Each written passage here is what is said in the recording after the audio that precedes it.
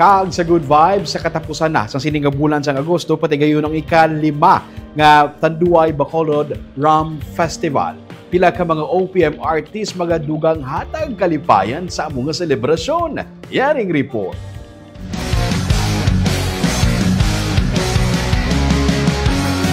Sa kada tuig, nagadako ang Rum Festival sa Bacolod City kag sining 2025 mas ingrande.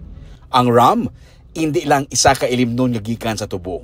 Ang rum ginagamit man sa mga putahe kag pati na sa baking. Nagapakita man ini sang arts and culture sa syudad sa Bacolod.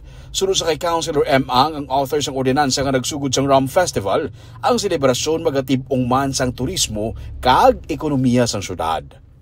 We are very happy that it is creating not only tourism and economic activities but promotes art and culture as well. The festival was born out of our intention to promote Bacolod outside of Bacolod as the home of the world's #1 rum. Sunod kay Bacolod City Mayor Greg Gasataya, wala sang gastuhon ang syudad para diri. Venue lang ang ilang i-provide. Gani sining 2025 ang ika-5 nga Tanduay Bacolod Rum Festival, hindi lang nagkalain-lain nga mga aktibidad ang ginhanda. Ang heritage sang kalamay kag rum ang iga sa ulugman sang syudad. Kay man ang rum kuno, hindi lang isa ka ilimnon. Ini ang simbolo man sang history sang Bacolod kag Negros Occidental. It is a living symbol of our history.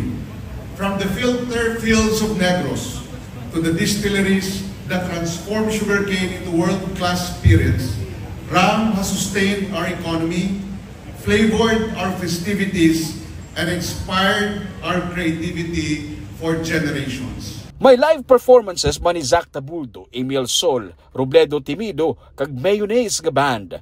Ang endorsers sang Tanduay Rum nga sanday Julia Barreto kag Derek Ramsey ang magakadtuman sa Bacolod. Magasugod ini sa August 28, tubtub sa August 31. Romeo Supaldo para sa Digicast Negros.